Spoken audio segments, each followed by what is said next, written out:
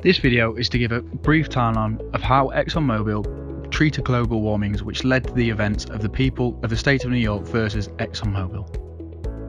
In 1977, James Black, PhD, who was an ExxonMobil researcher, tells senior management about new scientific evidence suggesting there may be a risk to the climate posed by fossil fuels. In 1981, an Exxon researcher provided a CO2 position statement theorising that CO2 levels will double in the next 100 years if the growth in the rate of consumption of fossil fuels was maintained. He also theorised that global average temperatures would increase by 3 degrees Celsius and by 10 degrees Celsius at the poles. In 1982, Exxon fitted their largest oil tanker, called the SO Atlantic, with a CO2 to measure how fast the ocean could absorb excess CO2 using sophisticated models. They concluded that global warming had potentially catastrophic events and would require a major reduction in fossil fuel consumptions. In 1985, Lawrence G. Rawls takes over as a CEO, and the way Exxon used their information changes.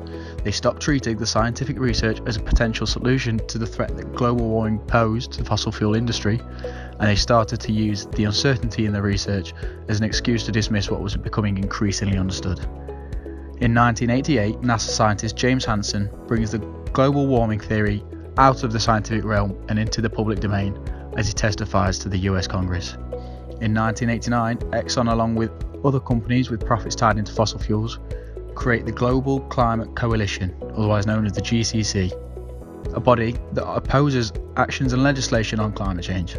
They are a contributing factor in getting the Kyoto Protocol, which was an international treaty on reducing emissions, blocked in the US.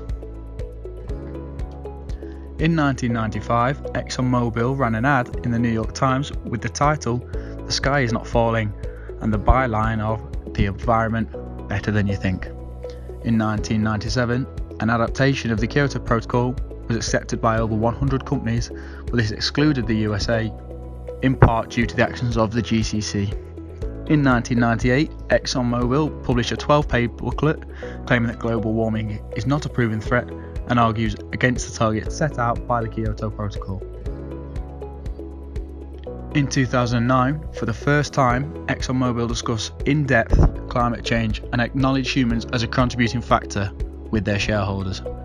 In 2015, the New York Attorney General launched an investigation to determine whether ExxonMobil lied to the public about the risk of climate change. In 2017, a historic shareholder vote forced the company to produce an annual report on its climate impacts with a 62% backing, after being vetoed only the year previous. The people of the state of New York versus ExxonMobil. On the 24th of October 2018, New York Attorney General filed a lawsuit against ExxonMobil of alleged fraud, misleading investors about the management of the risk posed by climate change. Trial began on October the 23rd in 2019.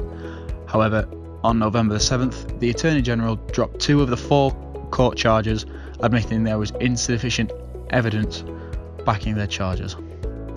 December the 10th, 2019, the court found in favour of ExxonMobil.